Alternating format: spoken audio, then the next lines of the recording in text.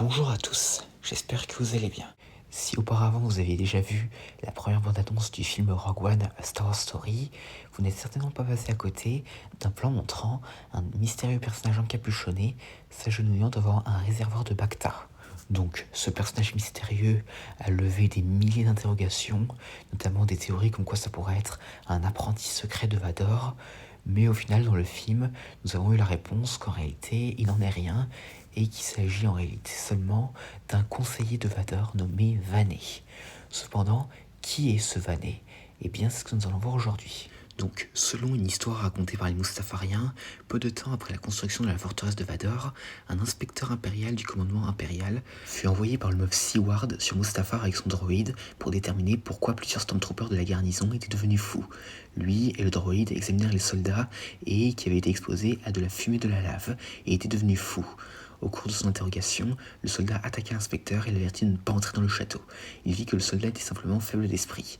L'inspecteur entra dans le château, regardant autour et sembla chercher Dark Vador. Il le trouva dans sa cuve à Bacta. Il dit au seigneur Vador que le château n'était pas sûr et qu'il fallait l'évacuer et installer des filtres environnementaux. Vador a cependant refusé pour le moment, et le vieil homme s'y est opposé jusqu'à ce que de la fumée l'affecte.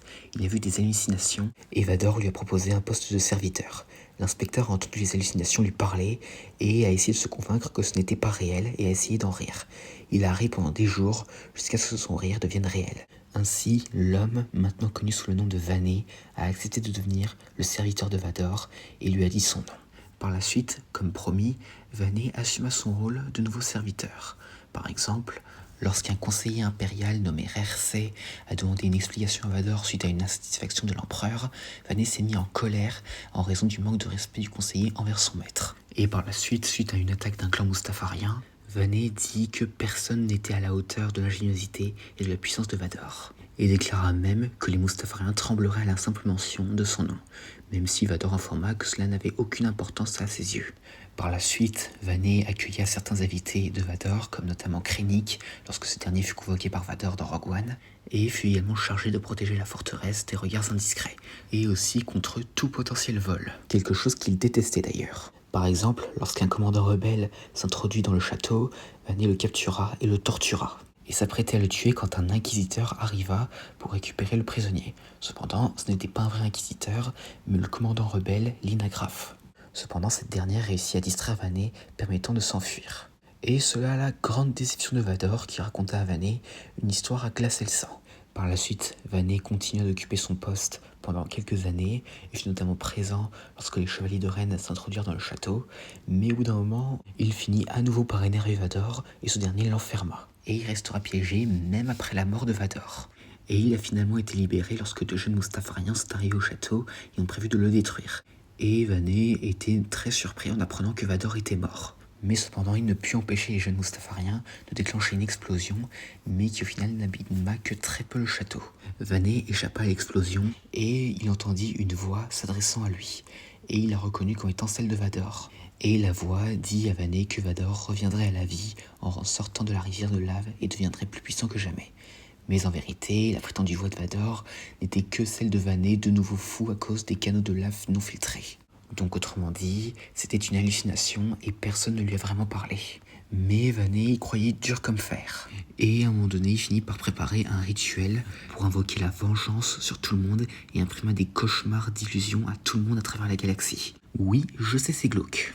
Et bientôt, il fit en sorte de capturer Milo Graff, donc le frère de Lina Graff, la commandante rebelle qu'il avait combattu quelques années plus tôt, mais aussi d'autres personnes. Et Lina, en apprenant que son frère avait disparu, alla le chercher.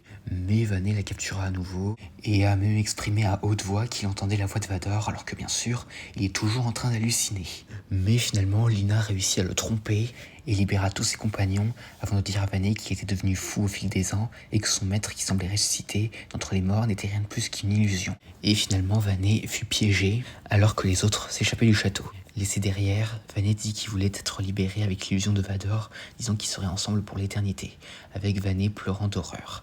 Mais à son insu, son maître, ayant été racheté du côté lumineux de la force en sa mort, apparut alors comme un esprit de la force pour guider Lina et ses amis loin du château. Et Vané dut vivre le reste de sa vie avec ses cauchemars et disparut éventuellement.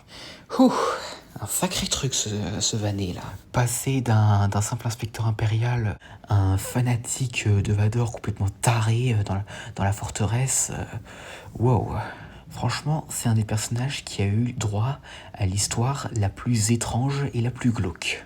Et d'ailleurs, je suis sûr que je suis pas le seul à avoir eu cette impression, mais on dirait clairement que le Vanet qu'on voit dans Rogue One et le Vanet qu'on voit dans les comics que je viens de vous montrer, c'est clairement pas les mêmes personnages. Parce que là, celui dans les comics, là, on dirait vraiment Renfield dans Dracula, hein. Contrairement au Vanet de Rogue One qui a l'air très calme et tout, soumis à Vador et tout. Enfin, je suis sûr que je suis pas le seul à avoir été surpris de tout ce que ce personnage nous a caché dans Rogue One, qui nous a montré dans les comics, hein, vraiment. Mais bon, après, s'il est comme ça, c'est pas par nature, parce que il est devenu fou à cause de cette fumée rouge où Vador lui a fait voir des hallucinations avec la force et tout. Enfin, vraiment, Vador, quand il cherche un serviteur, il y va pas de main morte. Et d'ailleurs, pour l'anecdote, quand Rogue One est sorti, beaucoup avaient confondu Vanet avec un autre personnage étant lui aussi un conseiller impérial, le dénommé Kren Bistla Vanet, qui est un des conseillers de l'empereur dans l'épisode 6 sur la deuxième étoile de la mort.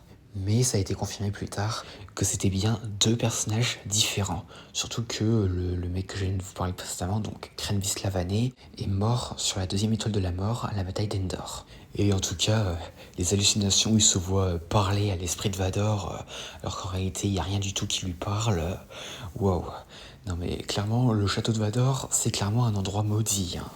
Pas étonnant que Vador ait décidé de s'installer sur une planète où le côté obscur était très puissant, en plus de vouloir essayer de ramener Padmé, hein. Mais bon, ça, j'en ai déjà parlé concernant la construction de la forteresse, mais bon.